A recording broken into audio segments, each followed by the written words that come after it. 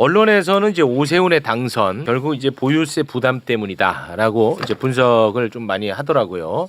네. 보유세 부담에 결집하고 전세난에 돌아섰다. 그렇습니다. 이런 식으로 이제 분석들을 지금 많이 하고 있습니다. 네. KBS 전 기자님이죠. 김원장 경제학전 대표님 오랜만에 뵙겠습니다. 강성필 부대변인님 갑자기 오셨네요. 어서 오세요. 네, 고맙습니다. 자, 그럼 부동산의 관점 지금부터 좀 다뤄볼까 하는데 오세훈도 이제 그 당선되자마자 바로 당선 소감으로 부동산 이야기를 또 합니다. 바로요? 그거를 좀 잠깐 영상으로 보고 오겠습니다. 지옥과도 같은 전월세난이 끝나기를 바라는 서민들, 재건축을 기다리며 낡은 집에서 희망을 기다려온 주민들, 이 평범하고 성실한 시민들의 승리라고 생각합니다. 전월세 난을 더 부추기는 사람인데 저분은 그러니까요. 또 저렇게 또 소감을 얘기했습니다. 자, 이제부터는 우리 기자님. 이번 서울시장 선거에서 어떻게 보면은 그냥 일반적으로 우리가 아는 거예요. 강남이나 집값이 비싼 곳일수록 오세훈 시장의 지지율이 높았습니다. 그런데 이렇게 평면적으로 보면 그렇게 보일지 모르지만 네. 자세히 보면 네네. 집값보다는 정비구역, 정비구요. 재건축이 들어 있습니다. 예를 재건축 들어 기대. 네, 여의도 같은 경우도 보통 물론 이제 야권 지지율이 높은 곳이지만 50% 조금 상회하는 곳인데 여의도 같은 경우에 72%가 나와요. 근데 아시다시피 지금 여의도는 거대한 재건축이 진행 중이거든요. 아, 그래요? 그다음에 이제 대치 일동이 성경, 우성, 미도 있는 곳입니다. 거기가 이제 대치동 거기 지금 40억, 50억 아파트들이 다 이제 재건축하면 70억, 80억이 되는 곳인데 거기도 79%의 지지율이 나왔습니다. 압구정 현대가 압도적으로 압구정 현대 정말 우리나라에서 제일 비싼 아파트 단지가 예. 될 텐데 재건축이 나면 와. 거기는 이제 84%가 나왔거든요. 와. 그러니까 아까 우리 최 앵커가 이야기하신 성동구 같은 경우에는 사실은 성동구청장을 했잖아요. 정원호 네. 후보가. 네. 네. 근데 성수동에서 졌어요. 성수 1가 성수 2가 성수 전략 정비구역이 있거든요. 그러니까 보세요. 우리 서울 시민들은 제가 볼 때 서울이라는 도시는 저도 마찬가지고 굉장히 그 나도 잘 살아보겠다는 의지와 욕망이 응축된 제가 볼 때 거의 세계 최고 수준이거든요. 투표할 때 그냥 하지 않아요. 굉장히 복잡하게. 그래서 제가 볼 때는 성동구 주민들은 구청장은 내가 재건축 재개발하는데 큰 영향을 주지 않거든요. 그런데 용적률이라든지 층고 제한이라든지 뭐 임대 아파트를 얼마나 할 것인지 기부 체납을 현금으로 할 것인지 아니면 뭐 어르신들 데이케어 센터를 아파트 앞에 배치할 것인지 이 모든 걸 다 서울시에서 누가 결정합니까? 시장이 네. 그러니까 서울시는 나에게 그분들이 잘했다 잘못했다가 아니고 나에게 굉장한 영향을 미치는 자리인 거예요. 네. 그러니까 구청장은 민주당 설령 찍을지라도 나한테는 나는 정원호 후보가 좋고 오세훈 후보가 좋고 이게 아니고 나한테는 굉장히 중요한 문제인 거예요. 그분들한테. 너무나 욕망 그대로 그냥 지지율이 나왔어요. 네. 네. 경기도도 뭐 5개 기초자치단체장을 국민의힘이 가져갔는데 공교롭게 거기도 일기 신도시하고 또 토호제로 엮인 부분이거든요. 그래서 이런 부분이 이제 사실은 어느 정도 예측은 됐지만 굉장히 유의미하게 나왔다 이렇게 볼 수 있고요. 제가 오늘 드리고 싶은 말씀은 선거는 이 프레임 싸움이잖아요. 네. 이 프레임 싸움인데 안전한 서울 만들겠다 정원 후보였고 네. 오세훈 부동산 지옥 막겠다 이게 헤드라인. 그래서 이번에 오세훈 캠프에서는 제가 볼 때 세금 폭탄, 부동산 지옥이라는 두 가지 프레임을 갖고 왔어요. 특히 부동산 지옥이라는 단어는 굉장히 많이 노출됩니다. 부동산 지옥 시민대책위원회를 만들었거든요. 그래서 저는 이제 이게 기자니까 여론을 보기 위해서 스레드나 이런 데 보면 그 보수적인 분들 심지어 좀 아주 극단적인 생각을 가진 분들도 많이 팔로우하는데 그래야 제 알고리즘이 이렇게 너무 일방적으로 나오지 않거든요. 네. 정말 부동산 지옥이라는 단어가 많이 튀어나왔어요. 그러니까 부동산 지옥이라는 게 뭘 맞아. 얘기하는 거예요? 그러니까 여당을 찍으면 부동산 시장이 지옥이 될 것이라는 아니, 그러니까 부동산 시장이 지옥이라는 게 네. 부동산을 갖고 있는 사람들에게 세금 폭탄이 떨어져서 지옥이라는 거예요? 아니면은 주거 환경이 나빠져서 지옥이라는 거예요? 뭐예요? 부동산 지옥이? 좋은 지적하셨는데요. 네. 저는 투표를 하는 사람들이 그렇게 직관적으로 뭐 이렇게 복잡하게 생각하지 않는다고 생각해요. 그냥 그냥 직관적으로 그냥 이 사람 찍으면은 뭐든지 안 좋아질 것 같고 세금도 많이 나올 것 같고 주거 형편하고 재건축 안 될 것 같고 이런 프레임을 만들어 나가는 전략이 아닌가. 다음 사진 한번 봐보실래요? 부동산 지역 시민대책회의 제 SNS 라인은 굉장히 많이 올라온 거예요. 사진 하나 더 보여주실래요? 부동산 지역 이분들은 자 부동산 지옥 된다 파란색 찍으면 다음 사진 보여주실래요? 부동산 지역 시민대책회의. 진보 진영의 분들한테는 이런 SNS 잘 안 보이죠. 이렇게 하고 이제 시민들에게는 보유세 작년에 내봤지 정말 얼마나 많이 올랐어. 이제 세금 폭탄 프레임이 가는데 집값이 이거- 올라서 오른 겁니다, 이놈들아. 그럼요. 이거 뭐 복잡하게 설명드릴 게 없어요. 그거 없어. 세율을 전혀 건들지 않았어요. 그렇습니다. 그냥 예를 들어 제일 위에 있는 원베일리 같은 경우에 한 60억짜리가 75억 되면서 그냥 세율이 한 1,800만 원에서 2,800만 원으로 자동으로 했지 공정시장 뭐 가액 비율이라든지 공시가 현실화율이라든지 세율을 하나 건든 게 없어요. 그렇지만 집값이 10억 올랐는데 1,000만 원 더 낸다고 지랄지랄 하는 거야, 이놈의 자식들아. 그러니까 이거 보유세 지옥이다. 근데 자, 네, 그렇죠. 네. 근데 이제 지나가는 분들에게 여쭤보면 서울은 이제 자가주택을 갖고 계신 분이 한 48% 정도 되는데 여쭤보면 어때요? 세금 많이 오른 것 같아요. 너무 많이 올랐더라고요. 진보가 지옥이에요, 집권하니까 집값은. 이런 프레임이 만들어지죠. 사실 올린 것도 그러니까 세율은 만지지도 않았고 네. 집값이 올랐어. 자동으로. 그래서 오른 건데 10억 올랐다고 1,000만 원 더 내. 그러니까 이런 것들이 그러니까 집 없는 사람한테는 부동산 지옥이 맞아. 나는 그런 지옥이라면 내가 그걸 해서 근데 손 들어주려고 물어봤던 거예요. 지옥의 맞아요. 유형이 네, 뭔지. 네. 밑에 세 번째 노원 공릉동의 풍림 아파트 같은 경우에는 66만 원이 71만 원이 됐어요. 그러니까 우리가 5만 정말 세금 폭탄을 내나 이게 이제 5만 원. 얼마짜리냐면 공시가격이 한 5억 5천이니까 한 7억 8억 되는 아파트인 거죠. 네. 그래서 한 2, 3천만 원 올랐나 봐요. 예. 근데 재산세 1년에 70만 원 내는데 여러분들 자동차세 얼마 내세요? 1년에. 2천만 원 정도 차 갖고 계신 분들 이 정도 내잖아요. 그러니까 2천만 원 차도 70만 원 내는데 그러니까 한 7억짜리 아파트도 70만 원 내는데 이렇게 지나가는 분에게 어때요? 세금 많이 내는 것 같아. 많이 내는 것 같아. 너무 많이 내는 것 같아요. 자동차세 이렇게 되는 폭탄 거예요. 들어봤어? 들어봤냐고. 롤스로이스 타는 사람도 자동차세 폭탄은 얘기 안 해. 그러니까 이게 우리 스스로 그렇게 생각하게 만드는 거죠. 여기에 이제 일부 언론의 문제도 있고요. 그러니까 저는 이 슬로건의 문제라는 생각이 들어요. 아니 그러니까 기자님은 이거를 많이 다루니까 지겨울 수 있어, 기자님 입장에서는. 그런데 들을 때마다 새롭단 말이에요. 이런 얘기를 맞아요. 많이 하셔야 돼. 아니 근데 전 정말 기자님은 그러니까 제가 이렇게 막 SNS로 아니 이거 가짜 뉴스예요. 그렇지 않고요. 원베 이렇게 해서 50억짜리 아파트 하나 갖고 있더라도 종부세 이렇게 나오지 않아요. 이렇게 해도 네. 그냥 워낙에 그런 SNS에 그런 글들이 너무 많이 올라오고 요즘은 또 AI로 정교하게 그래픽으로 만들어서 아니, 그러니까 올리잖아요. 맞아요. 그래서 아니 근데 속상해만 할 수 없잖아요. 자, 네, 그래서 네. 부동산 지옥 너무 쉽지. 딱 던지면 끝이야. 걔네 던지고 도망가면 돼. 근데 이걸 설명하려면 표도 필요하고 하잖아. 근데 어쩔 수 없잖아. 그래서 이제 어쩔 수 그러면 없잖아. 이제 그 다음으로 나오는 게 네. 이제 오세훈 후보는 아파트를 재건축을 신통 개발을 통해서 정말 적극적으로 공급할 것입니다. 이렇게 한 거죠. 네. 실제 그렇게 해왔고요. 그러면 보세요. 오세훈 시장이 4번 지금 5번째잖아요. 5번째야. 2006년부터 해서 10년 4개월 동안 시장을 역임했거든요. 역대 네. 시장 보면 다 오세훈이야. 그렇지. 네 거냐 서울이?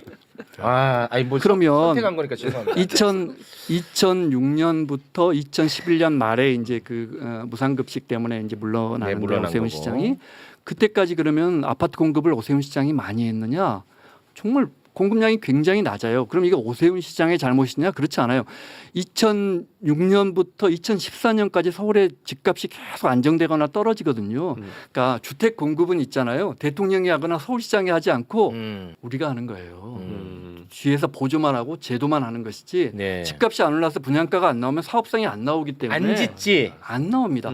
그 다음에 이제 박원순 시장이 들어오는데 그때 이제 집값은 계속해서 떨어지고 미분양은 쌓이고 하는데 뭐가 남아 있느냐? 서울에 이명박 시장이 지정해 놓은 뉴타운이 이제 아주 골칫거리로 남아 있습니다.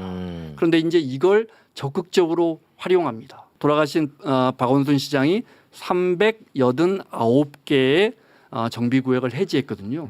자, 그러니까 진보가 집권하면 재건축을 다 이렇게 포기해 버리거나 취소해 버려. 굉장히 위험한 일이야. 이걸 이제 TV 조선의 강적들이 나와서 오세훈 후보가 제일 먼저 한 이야기입니다. 고 돌아가신 박원순 시장께서 이게 389개를 취소해 버렸다.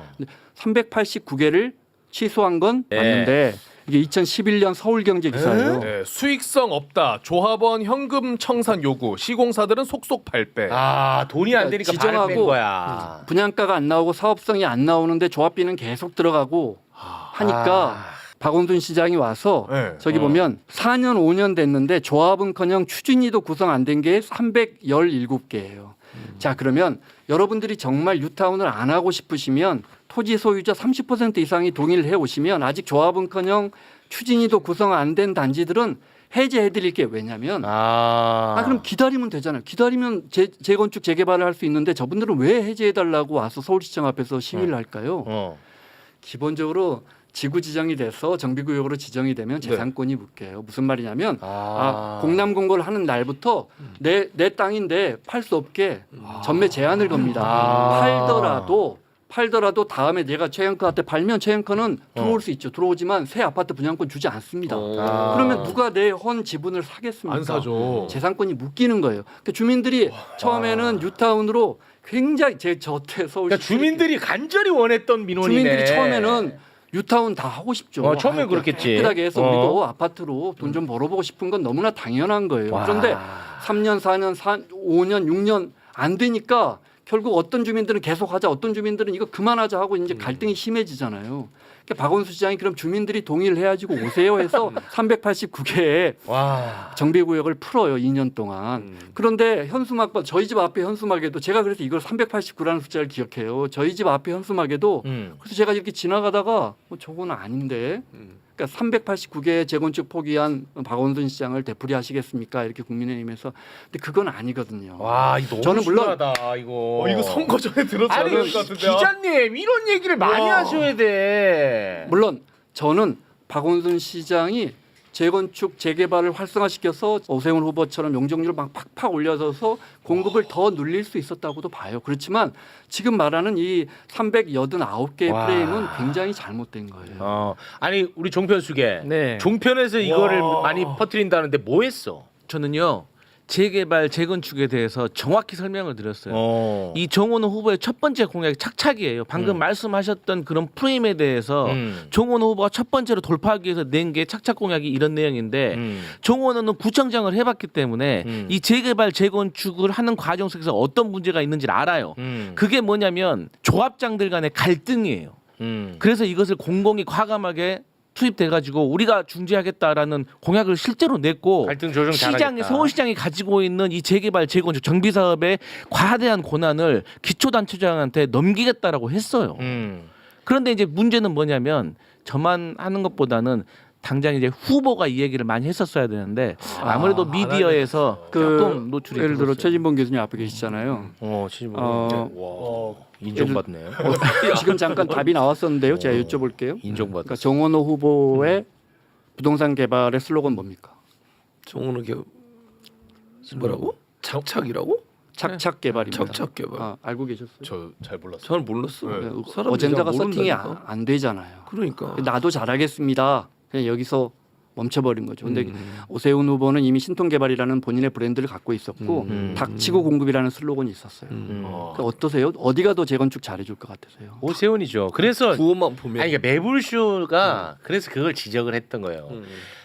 오세훈이가 가장 잘하는 거를 정원호도 하겠다고 하면 오세훈 찍지. 그러니까 그렇게 빨려 들어가면 안 된다는 얘기를 맨날 했었던 거예요.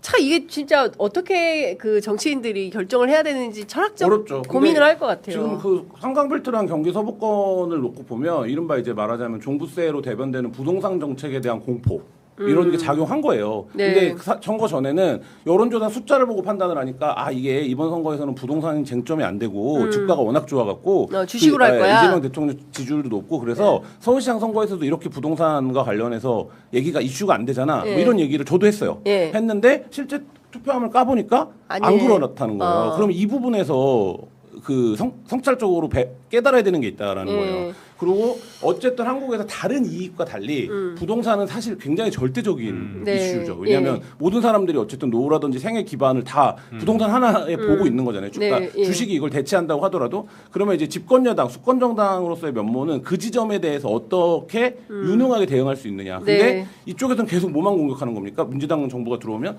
문재인 정부 때부터 민주당 정부는 부동산을 다구로 규정해 부동산 세금으로 부동산을 때려잡는데 이걸 해요. 이게 공포 마케팅인데 이게 통하는 거예요. 통하는 건데 저거는 거짓말이야. 저건 가짜 뉴스야. 이렇게 받아서는 이게 해결 문제를 안 못 된다. 푼다는 거예요. 근데 이재명 대통령이 이제 부동산 불패 신화를 지속적으로 이제 그런 거는 없다라고 강조를 했잖아요. X를 통해서. 근데 그러면서 적극적으로 이렇게 발언을 한 것이 오히려 그쪽 표심을 저는 부동산 자체가 아니라 이쪽은 지금 이번 선거는 세금인 것 같아요. 세금. 부동산에 대한 세금 문제. 이재명 대통령이 그건 안 한다고 했었는데. 안 한다고 했는데. 근데 안 그럴 것 같네. 자꾸 움직이는 것 같네. 이런 거에 대한 세금을 물릴 것 같네. 물릴 것 같네. 이런 공포 막기가 지금 유일한 선거 전략이 그거였어요. 국민의힘이 공소 취소. 그다음에 부동산 세금 물린다. 요 두 개로 이긴 거거든요. 그러니까 뭐 이게 좋은 전략이라는 거 아니라 선거는 결국엔 상대의 전략에 맞춰서 하는 거잖아요. 그쵸. 근데 여기다 대고 우리가 구도가 우위지 어떻게 12.3 비상계엄 이후에 저기를 또 찍을 수 있어. 장동혁이 1년 동안 못했는데 뭐 이런 얘기를 계속 해봐야 제가 말하는 건 층위가 안 맞는다. 안 막힌다. 그렇죠. 오바마가 이번에 이제 트럼프가 당선된 이 선거 때 그런 이야기를 했었어요. 어떻게 흑인이 트럼프를 찍냐 이런 이야기를 했거든요. 그게 그 캠페인에 굉장한 패착으로 귀결이 된 이유 중에 하나가 그게 마치 자기들의 도덕적 우위를 드러내는 듯한 모양을 만들었다. 그리고 흑인이니까 이익 투표를 하면 안 된다. 마치 이런 구도가 됐다. 이런 평가들을 많이 해요. 그러니까 뭐 어떻게 보면 이게 내란 관련해서 이 뭐라 해야 될까 선거 구도에서 약간 좀 그런 부분을 좀 잘못하지 않았나 이런 부분이 좀 있다. 분명히 특히나 더더욱 더 지방선거는 이익선거의 경향이 있거든요. 그러니까 앞에서도 이제 개인의 이익과 집단의 이익 뭐 이런 부분 이야기를 많이 했는데 대구에 20조를 모아준다고 한들 대구에서 쪽방에 사는 사람 그게 나는 뭔 상관이에요. 아무 상관이 없는 이야기예요. 대구가 뭐 어디에 동성로 예를 들어서 4차선을 8차선을 만들어준다. 그게 당장의 이익이 아니에요. 그냥 차라리 본인이 하던 대로 하는 게 훨씬 더 안전한 길이에요. 본인 입장에서는. 내가 기존에 내가 갖고 있던 사고와 인간관계 이 체계를 다 바꾸면서 새로운 누군가를 뽑는 것 그리고 전 20조라는 돈이 대구에 들어오는 것 이거는 전혀 비교 대상이 아닌 거예요. 일반인들의 입장에서. 좀 더 개인의 삶에 좀 맞춰진 저는 이런 좀 공약이 필요하지 않았나.